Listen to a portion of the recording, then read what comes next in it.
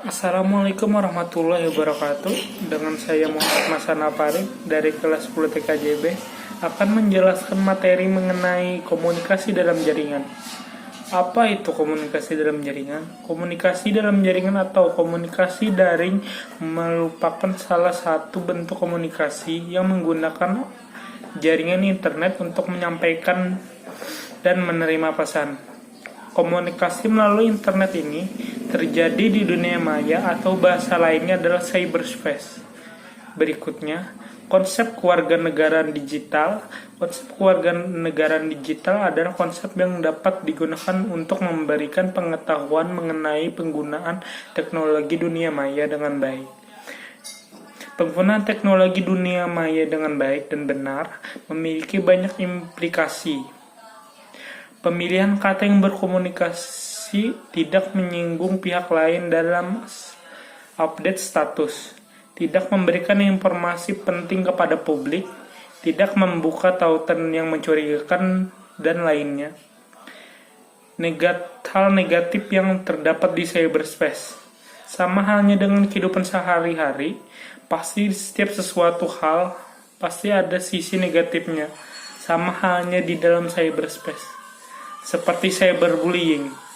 Cyberbullying adalah segala bentuk kekerasan yang dialami anak atau remaja dan dilakukan teman seusia mereka melalui internet. Cyberbullying yaitu terjadi di mana seorang anak atau remaja diejek, dihina, diintimidasi atau dipermalukan oleh anak remaja lainnya melalui media internet, teknologi digital atau telepon seluler. Berikutnya ada cyber harassment. Ada penggunaan komputer untuk menyebabkan kerugian orang seperti kecemasan, tertekan, atau fisiologis bahaya. Termasuk menghina, mengancam, atau kebencian email lewat pesan atau posting informasi menghina secara online. Pelecehan online meliputi ancaman, cyberbullying, atau pesan mengintimidasi dikirim langsung ke korban melalui email atau lainnya, internet, media komunikasi.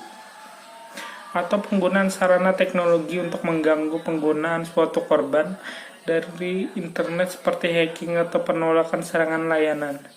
Pelecehan online juga dapat mencakup penyebaran rumor tentang korban di forum internet.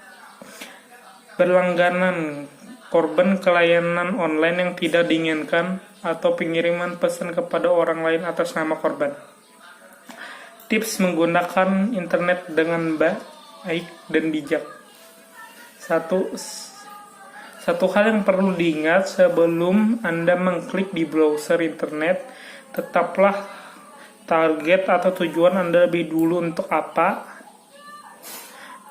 Anda menggunakan internet. Dengan menetapkan tujuan, Anda tahu apa yang akan Anda cari dan tidak selancar dengan tanpa tujuan. 2. Lakukan antisipasi dengan tidak menginstal program seperti add-on atau plugin dari situs yang tidak dipercaya. Bila Anda melakukannya, komputer Anda bisa diserang oleh hacker. Jangan beritahukan informasi personal Anda. Tetap jaga informasi yang bersifat pribadi.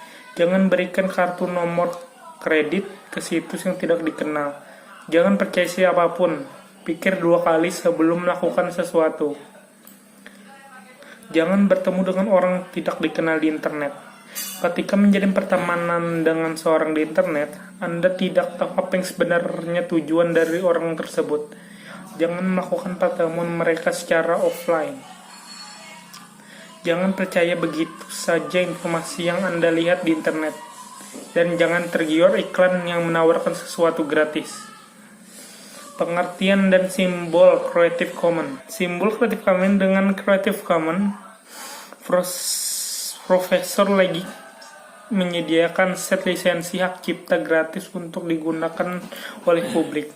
Seorang pencipta yang bersedia untuk melepaskan karyanya di bawah lisensi Creative Commons dapat mengunjungi situs web Creative Commons dan memilih lisensi yang diinginkan dalam satu klik. Selanjutnya ada search engine. Apa itu search engine?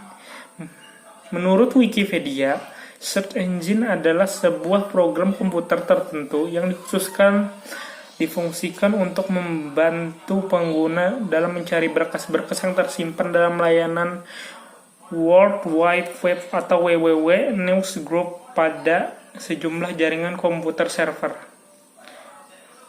Komponen search engine ada pertama Spider.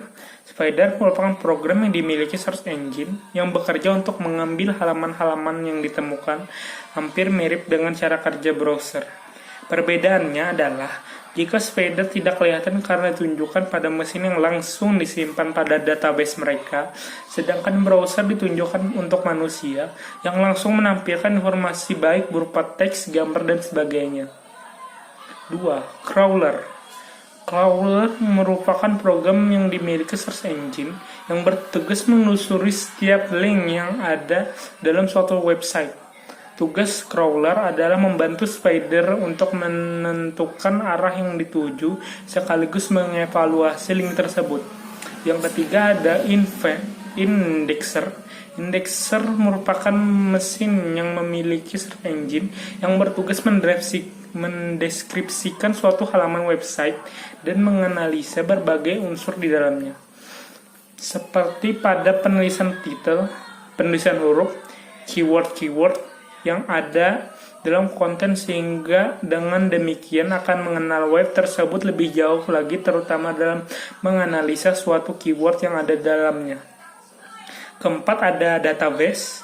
Komponen search engine ini merupakan tempat peletakan data-data sebelumnya yang telah di-download oleh Spider, serta tempat yang tadinya digunakan untuk indexer dalam menganalisa suatu halaman website.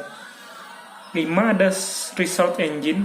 Result engine sendiri merupakan program yang bertugas menggolongkan suatu website dan menentukan perankingan dalam hasil pencarian yang diminta oleh user. Program ini menganalisa siapakah yang layak masuk kriteria utama dalam perankingan suatu keyword yang diminta oleh pengguna. Dan tentu saja yang ditampilkan terlebih dahulu dari hasil pencarian ada website yang telah memenuhi peraturan dan kaidah-kaidah yang ditentukan oleh search engine. Keenam ada web server. Sedangkan bagian ini yang terakhir adalah web server. Bagian ini merupakan komputer sentral yang ada pada search engine yang melayani permintaan kepada user yang merupakan umpan balik dari permintaan user tersebut. Fungsi keyword pada search engine. Search engine atau mesin pencari melakukan pemeringkatan website berdasarkan banyak faktor.